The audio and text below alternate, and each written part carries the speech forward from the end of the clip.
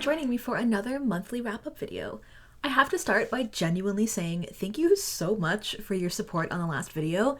I did not mean to just disappear for 3 weeks. I had my notifications off because I was just assuming that I wasn't getting any, and then I went out of town to get married in Vegas and didn't check anything, didn't have time to film before the trip, so it just disappeared for a couple weeks, which I did not mean to do. So thank you all so very, very much. It really does mean a lot. Your comments were so sweet, and I hope that this video reaches you despite me just dropping off of YouTube for a few weeks. Also, just a little PSA, I'm filming this the afternoon of the presidential election day because I want to be busy and not just like glued to Twitter all day long. So if I'm a little out there, it's because my anxiety is really bad and I'm just trying to stay busy. Please be gentle with me. Just jump into it. My first book was a Kindle loan, thankfully, because I did DNF it. That is Morbidly Yours by Ivy Fairbanks. I just have to say at the top, this is not this book's fault that I DNF'd it, it is my fault. It turns out I just don't like contemporary romance, and I'm going to stop attempting to read them. I made it 18% on this one before I realized that there's just no plot development, it's just people talking in rooms. And then I realized that that's what a lot of contemporary romance novels are, and that they are just not for me. If you would like to give this one a chance, it is pretty cute, beautiful setting in Ireland. The male lead is a shy, sarcastic undertaker. The female lead is a bubbly animator from Texas. He has to get married by his 35th birthday so he doesn't lose the family business, but it just didn't hook me. Like I said, it's mostly just the two of them talking, which is fine. They're cute, they have cute chemistry, I like their banter. There just wasn't anything really happening. There is the side plot of him almost losing the business and his relationship with his family, and she started getting some side plots about work and workplace drama, but there were a lot of people in line at the library for this one, and I thought, I will free this to you. You will enjoy it more than I will. I thought I'd like it. I love romance subplots, but it turns out it's just not for me, and that's okay, because maybe it will be for you. So the second book I finished, The Dream Thieves by Maggie Stiefvater. Really need to start looking up pronunciations before I say these things.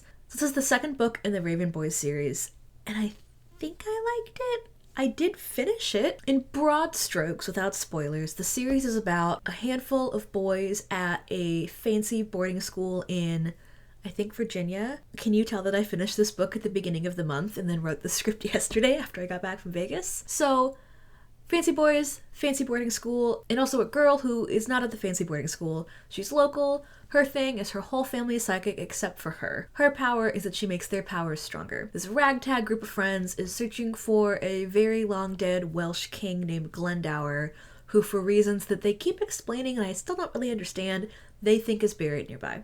The good parts, I liked that this centered on a different boy. This was mostly about Ronan. We learned more about the magic stuff in a world-building way and in their learning in real time how stuff works. There was a lot of forward momentum in finding Glendower, more or less. I like learning about Ronan's past and his spoilery that can't talk about it talents and what he can do. The title of the book is a big hint. We got some new characters that I did really learn to like. I didn't really love them at first. I'm not sure why they are in the story at this point, why this is how we're doing plot stuff, but I keep hearing the whole series is better if you think of it as one big book, so I'm hoping we'll get there. And it's great as a bedtime book because it's not that interesting, so I fell asleep pretty easy, but it's not poorly written, so it wasn't bothering me. Unfortunately, the bad parts. This book felt way too long. It really dragged, and I understand that the pacing has to be slow because of the overall plot things that are happening and they're hitting roadblocks in their journey, but it felt like the whole thing could have used a tight edit, and even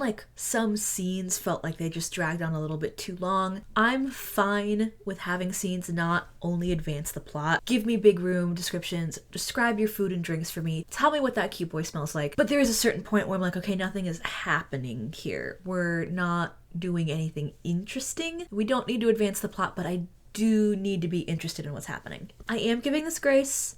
It's a YA paranormal adventure romance from the 2010s. Now, I was a teenager in the aughts, so I read all that paranormal romance in high school, and I did keep reading YA fantasy into my 20s. But I'm now in my 30s reading this without the veneer of nostalgia, and it's just not hitting as hard. It's not bad, and I do appreciate teenagers acting like teenagers. I know it can be really annoying, and I understand why a lot of people don't read YA that does that, but for me personally, I would rather a teenager bumbling in their first romance and making rash decisions, rather than a teenager who just sounds like a 35-year-old and makes 35-year-old decisions. Because then why are you writing a teen YA novel? Why are you not at least bumping up to college? That is a complaint for a different video. In the end, the book ended on a cliffhanger again, so I'll probably finish the series, if only because I'm already halfway through. I'm gonna take a break from this world for a while. I'll probably come back to it in a couple months and finish it. I'm not so bored that I'm just gonna pull it up on Wikipedia and read how it ended, but I wasn't like entranced by the second novel. This next book was very hyped as the next Dark Academia darling, so much so that I bought it in a hardback with a $5 coupon from Barnes & Noble, of course. That is Where Sleeping Girls Lie, and it lived up to the hype for me, more or less. Our main character, Sade, has a dark, sad, mysterious past. She's looking for a new start at the prestigious boarding school she's always dreamed of going to, but her bad luck continues when her roommate disappears the first night, and then a student is found dead. This was a really fun read. I really love when a YA story doesn't talk down to its readers just because they're usually teenagers. This is a book about smart characters making smart decisions, and they are assuming that you, the reader, are also smart enough to understand things. I really appreciated that, and I loved the vibe of it. I also really appreciated that this was a Dark Academia book that takes place in a school. There are important scenes in classrooms, there are important study groups, there is a big emphasis on extracurriculars for college applications. This is not just a CW show where everyone's like talking in the hallways or sleeping over or going to parties. This is an academia novel, thank God. I really enjoyed the descriptions of old dusty common rooms and dark paneled libraries and the big modern glass dorms for the athletes that bring all the accolades and the money. I really felt there. This is very grounded in the campus. The descriptions aren't overwhelming, it's not flowery, but you do really feel like you're there, and I could vividly see all of the settings for this. The characters did feel a little flat sometimes, but that's because everyone has secrets that they're holding really close to their chest. So it's not that they're characterized flatly, they're just purposely showing Sade a very specific side of themselves, and it makes sense in the long run. Sade's dark, mysterious past includes being haunted by a ghost, which kind of felt like putting a hat on a hat for a while, like why do we have a mystery thriller inside of our mystery thriller? But it did make sense by the end of it, and I'm not mad about it anymore. I really appreciate that we are shown, not told this. She experiences nightmares and sleepwalking and her ghostly visitor so that we experience that in her point of view as the haunting. She doesn't just talk about being haunted. We see it from her perspective. After the Dream Thieves, I really appreciate this quick pace. It doesn't feel rushed, it's just that everything is important and plays a part and scenes are the appropriate length. I was never bored. I liked the reveals. I don't try to guess the end of mysteries and thrillers because to me the fun is going on the ride. I don't want to guess the ending of the puzzle box because that's not the fun part. The fun part is picking up the clues and thinking our thoughts and trying to figure it out with the main characters. They were a little predictable by the end. You probably could guess them, but I don't think that's a flaw because it's not like a gumshoe mystery story. It's a Dark Academia story. It is very much a YA novel with teen characters, but if that's not a deal breaker, I think this could be great as a palate cleanser or a slump breaker. I will say that I enjoyed the journey more than the destination, but I don't hate the ending. This is just a month of sequels, I guess, with Hellbent, a Dark Academia dream where magic and ghosts are real and the secret societies of Yale use them for personal and political gain. Hellbent picks up right where we left off, with Alex Stern picking up the pieces of the explosive ending of the last book. I do have to be very honest with you, dear listener, that this was an unexpectedly rough read. I bought this in like the spring, and I tried to reread Ninth House to prepare for it, and I just couldn't. I loved Ninth House when it came out. I loved everything about it, but this was a little rough. Part of it was that I was coming off of my Stephen King short story slump. Part of it is I got laid off in May and I've been having a really hard time finding a new job, so I've been really disheartened and grumpy about that. But I just could not stand our main character. I do have to praise Leigh Bardugo because she's given me so many reasons to pardon Alex Stern for being really annoying. She's had a really rough life dealing with a wishy-washy mom and dating an abusive drug dealer to just get along in LA. She's a total fish out of water in Gale and doesn't know what's going on, either in like the normal polite society world or the magic dangerous world. She's also trying to solve a murder in the first book. She has a lot going on, none of it that she asked for, and she still just just drove me insane. I found myself wishing that the story was actually about her mentor, who took to Lethe like a fish in water and just had a great time, when we could just focus on magic and the inter-society politics instead of this outsider trying to make it work. After a few weeks of picking up and putting down Ninth House repeatedly, I just gave up, read a plot summary, and tried to power through this to get it off my TBR. And I enjoyed literally everything about Hellbent aside from Alex Stern. I loved getting to know more about Dawes, who is a shy postgraduate research assistant who also like maintains the living spaces for Lethe members. I loved learning more about Darlington's past. He is one of my favorite fictional characters, and I love learning more about what made him the way that he is and what happens in this book. I did love the heavy-handed but ultimately correct examples and critiques of how white men do everything they can to grab power and never ever let it go, much less give it to other people. It was a little like leftism 101, but that's fine because people need an entry point. If these examples are what lead people to look into it themselves and it changes their beliefs politically, I will not complain. Okay, I'm gonna complain a little bit. I'm also a sucker for the descriptions of the old libraries and cozy reading rooms and little semi-sentient houses and creepy objects of power. It was perfect. The vibes were immaculate. Every plot point you could tell was immaculately researched, and I loved everything they did. And I really loved that Alex started enjoying her classes. We learned in book 1 that she's a high school dropout who only gets into Yale because she can see ghosts.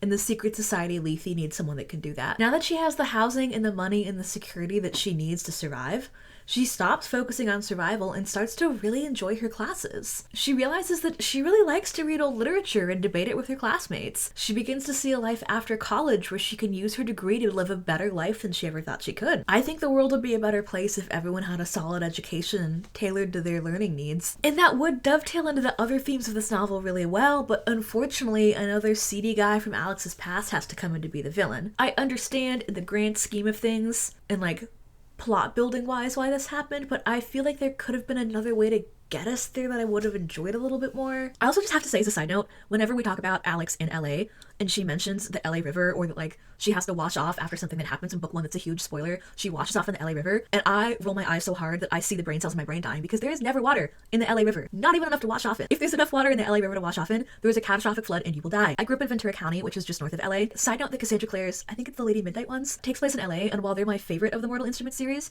her descriptions of LA are so bad. Every time they drive somewhere, I'm like, that's not how long it would take to get there. It would take like an hour longer to get there. Or they're like up in the Malibu hills doing something, and where I grew up, like if Malibu's here and the ocean's here, there's the beaches and then there's a mountain, and then I lived right on the other side of the mountain. Like you could hike over it to get to the beach. That's not how that works. That's not how that works in these books. And it just drives me insane. And it's as insane as the LA River. The only thing you ever really see in the LA River is encampments of houseless people or people filming a music video and skateboarding. That is the end of my very niche geographical rant that no one will care about, but I have to let out of my body. So back to the point. Allegedly, there's going to be a third book. I'm probably going to read it.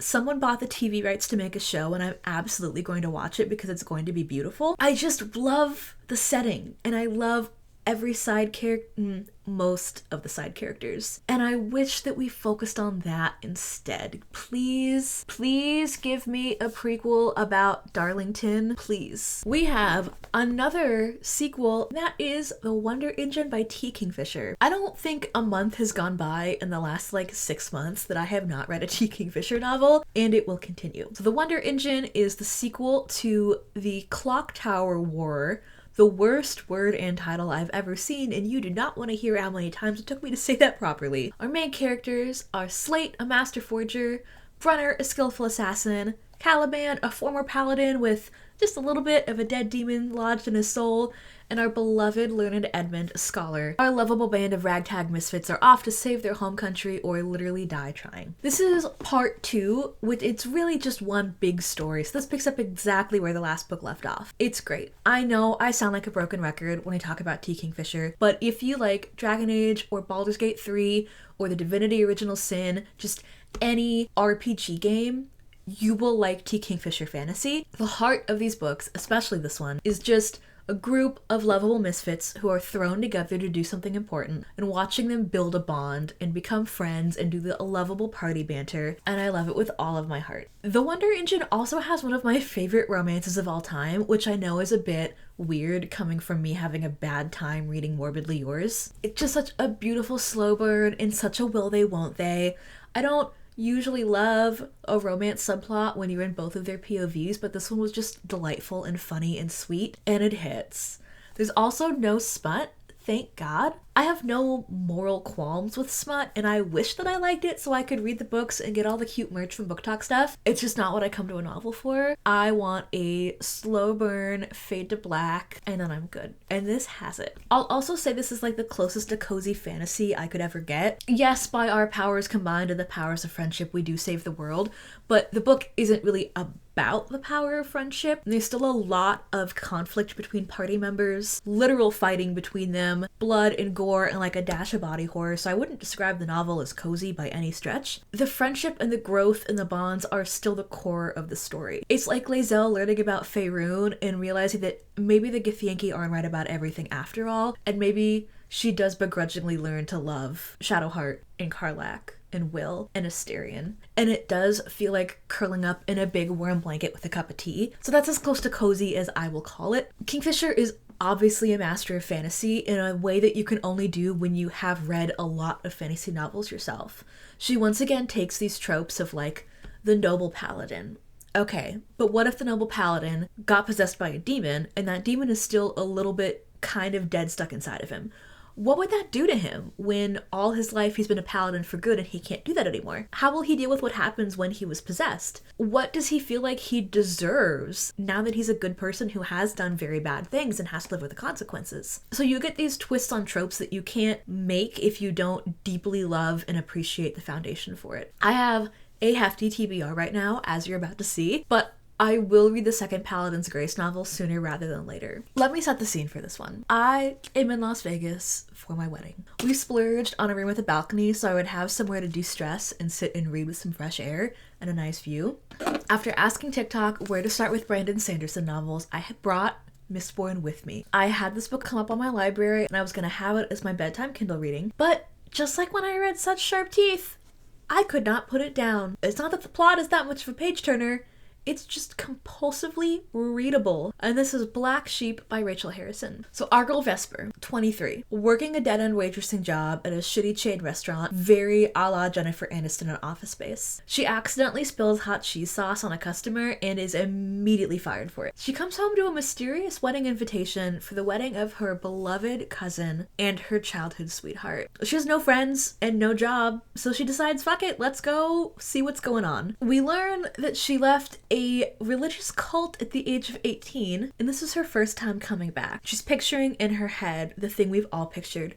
You go back to your hometown and you're worldly and you're cool. Everyone regrets the things they said to you and they wish you hadn't left, and maybe they'll want to keep ties with you again now. And of course, just like in real life, that is absolutely not how it goes. Especially with her ice queen bitch of a mother who just happens to be a former horror film starlet. This book absolutely felt like watching a Mike Flanagan show. It is a horror technically, but it's mostly like a coming of age and family drama that's just wrapped up in the trappings of a horror movie. This time a house full of memorabilia from the movies that her mom was in. Also much like a Mike Flanagan show, the few little pieces of horror that actually happen go off the rails and hit so hard because the rest of it has been so normal. I will say there are fewer monologues though. Our main character is deeply flawed but also very relatable and lovable. I think any of us that have cut off family members, especially over religious or political beliefs, this will really resonate with you. The reveal of why Vesper left home at 18 and never came back is slowly revealed and has some really last minute twists that you wouldn't quite expect. The last act also has some surprises that hit me really hard, and it really throws the rest of the novel into a different light. Where Such Sharp Teeth uses werewolves and body horror to talk about the lack of autonomy and inherent body horror of pregnancy, Black Sheep uses a unconventional religious cult to talk about living under the weight of your family's plans for you, and when you have to decide,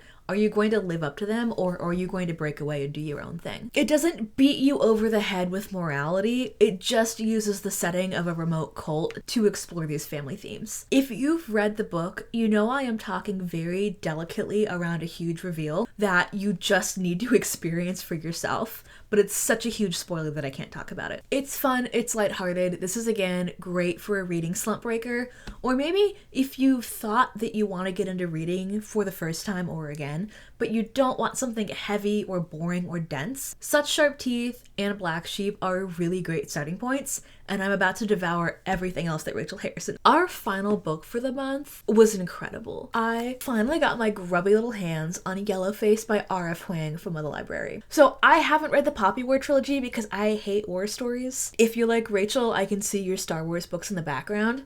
I like the politics of Star Wars, not the war of Star Wars. Fake politics, fun. I did really like Babel, even it got into a little like colonialism and racism 101. But again, everyone needs an entry point to learning about these things. It's my problem that it bothers me. But when I found out what Yellowface was about, I could not and still cannot believe that the publishers let her publish this. Yellowface is a story of Juniper Haywood. Her debut novel was a bit of a flop. She didn't receive the support from a publisher that she'd hoped for, and now she has no idea what to do for her sophomore novel. She is, I cannot stress this enough, absolutely consumed with jealousy from a friend from college named Athena Liu. Athena is a rising star with tons of accolades and so much on the horizon. When Athena dies in front of Juniper in a freak accident, you will not believe what happens until you read it yourself. She decides to steal and finish Athena's barely finished manuscript, which is an experimental novel about the forgotten Chinese laborers at the British and French fronts of World War I. And she decides that it's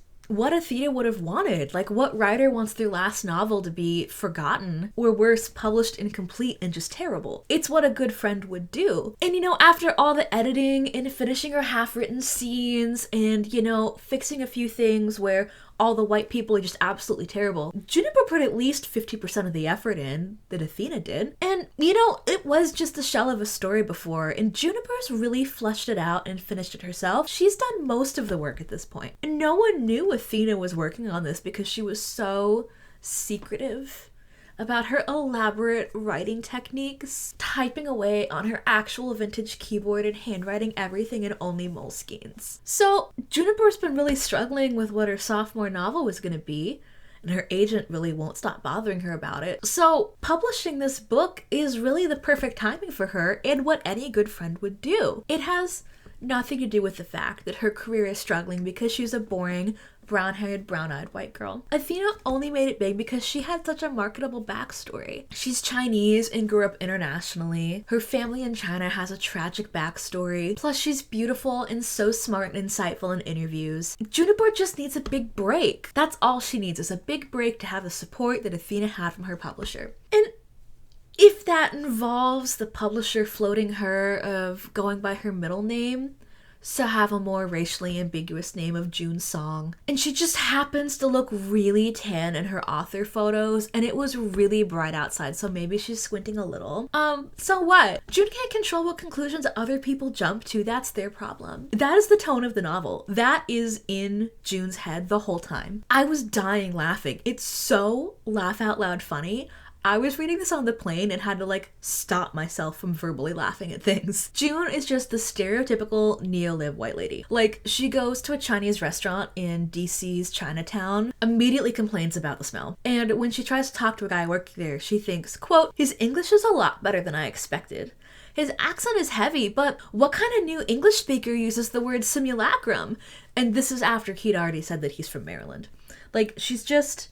We all know someone like this. She mentions how Ayn Rand, I refuse to look up how to pronounce her name because I do not respect her, how big an influence she was to her in 10th grade. I saved a scene just to read it to you. So at one point, she is back at her sister's house, and her sister and her husband are making dinner, and this is the scene. They're bickering on the patio when I arrive. The argument, I gather, is whether it was fair of HR to recommend Rory, that's her sister, Rory's deskmate, for telling a colleague that her hair looked gorgeous that day. "I just don't think you should touch people without their permission," says Tom, her husband.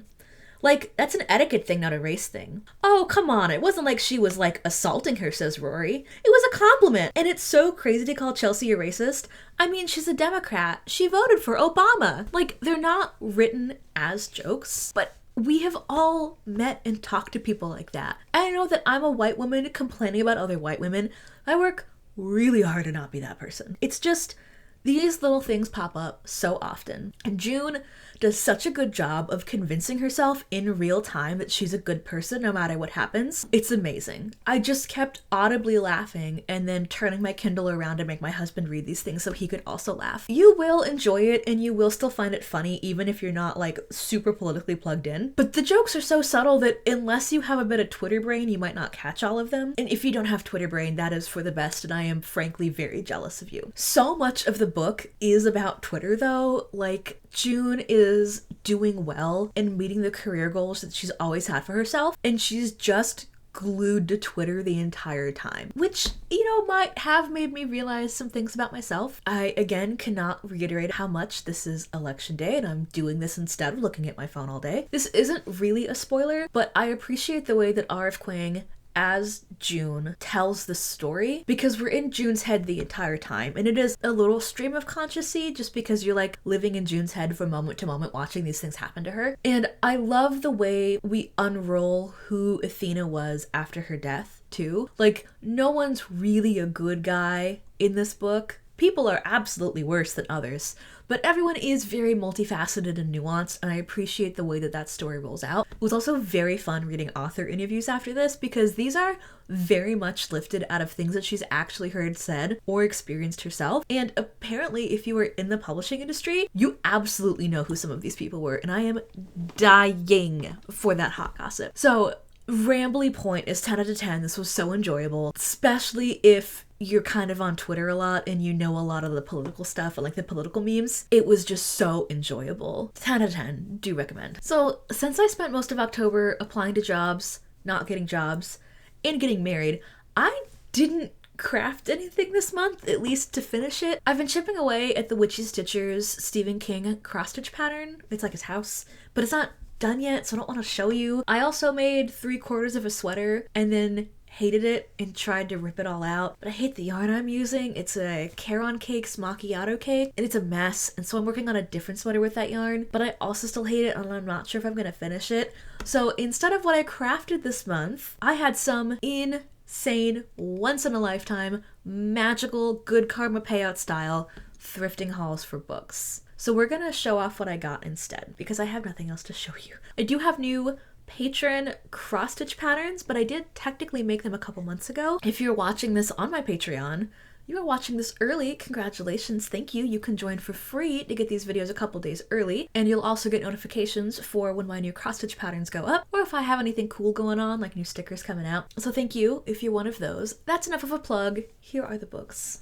Not to talk about Dragon Age again, but I finally got 2 of the Dragon Age novels. I got Asunder. Ooh, this is really hard to have in focus. And The Calling. I am a diehard Dragon Age fan. Dragon Age Origins was the first RPG I ever played. Veilguard just came out a couple days ago, so literally the only thoughts I have in here are who do I want to romance in this game? So I have Dragon Age on the brain. I'm very excited to read these. I also grabbed Lamb by Christopher Moore. I think I've talked about Christopher Moore books on this channel before. I was a huge fan in the 2010s, I think, when I first started reading them. They haven't all aged super well. Not in like a homophobic or misogynistic way, just in a, oh yeah, that is how we used to make jokes. We did used to say those things. But overall they're really good, and Lamb is supposed to be really great because it's about the Messiah, Jesus' little-known best friend Biff, and it's the story of the Bible from Biff's point of view, which sounds great. I found a new copy of Wizard and Glass that I did not have before. This is the one from the 80s. No, that can't be right. Please hold. From the 90s. This is the one from the 90s. I don't love the illustrations, but they are one of the artists who did Sandman. I am losing my mind. The guy, the illustrator who did the illustrations in Sandman. And I am just kind of dedicated to collecting Dark Towers. And this is probably as close to a first edition as I'll ever get, because it's a first print of the paperback. Another one for my collection. And it was less than $4, so I kind of had to. In the vein of Christopher Moore, I picked up Equal Rights by Terry Pratchett. I'm gonna lose a lot of nerd cred here to say that I've never really read the Discworld books. I picked up The Color of Magic shortly after he passed, couldn't really get into it, learned that while that's the first one published, it is not the first one you should read, and then just never really picked him up again. Not to sound like a broken record, but they are a little expensive for how short they are and how quickly you read them, but they're so good that no one ever donates them, so I finally found a donated copy for less than $3, and it is supposed to be a good one to read. I think my husband picked up the recent Terry Pratchett Humble Bundle. Maybe I have all of them now and I can do like a read through of them. Devil House by John Darnielle. I really need to look up pronunciations before I start. I don't know much about it, but I remember I liked the cover and I think it sounded good. My favorite local secondhand bookstore that I don't think I'm gonna name because I don't want to accidentally dox myself, had a huge Halloween sale. So we showed up like 10 minutes before they opened in the rain by ourselves. I'm already known as the Stephen King collector. Some people are regulars at restaurants or coffee shops. I am a regular at a library overstock book resale, but that's just my lot in life, I guess. I know there was a similar book with a similar cover that was really bad, and I'm hoping this was not that one. Hot on the tails of finishing Black Sheep. Hot come up of Cackle by Rachel Harrison about lesbian witches. I don't need to know anymore. I am very sold. Very excited with this very fancy copy of Gallant by V.E. Schwab. It's got sprayed edges. This was a fairy crate, I think. I don't do any of the crates, so I'm not sure which one. This is either a fairy crate or a book crate edition. And I really like what I read from V.E. Schwab. I'm currently rereading The Darkest Shade of Magic because I read the first two and then didn't read the third one. And then I kind of forgot what happened in the first two. And then I just didn't pick them up for a while. So I'm excited to finish the Darkest Shade of Magic series and then pick this one up. Okay, now the big boys. The You've Waited Until the End and You Get the Special Ones. These two books are the reason that we got up early and got there early. We have a first edition of Christine in mostly beautiful shape. Our desk jacket's a little ripped, but that's easy to fix. You can find new desk jackets sometimes. But this is in, dare I say, pristine Christine condition. And I think it was like $20.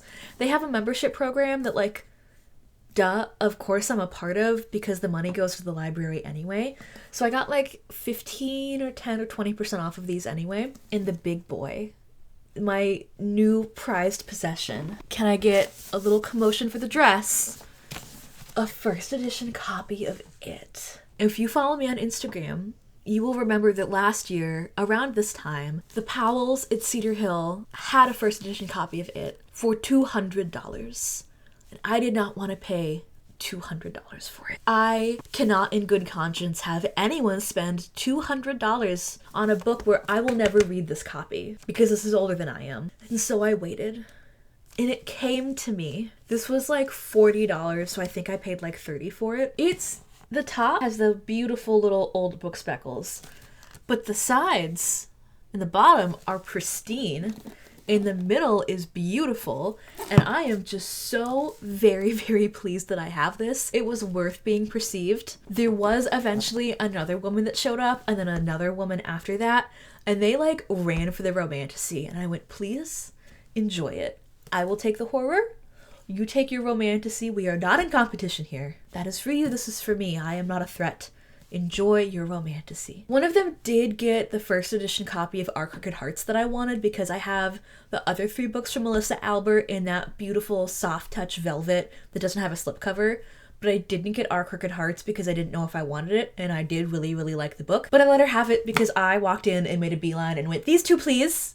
Please hold them for me. I will come back. And then I grabbed everything else. So I'm very pleased. This is my good karma payout. This is my early birthday present from the universe. Thank you once again to each and every one of my patrons because your money went to these books this month. So I now have a hefty TBR to last me through the end of the year, as well as Mistborn, and it was cheaper to just buy the box set, so I have the next 2 waiting for me as well. For the record, I really enjoy Mistborn so far. I read like the first couple chapters.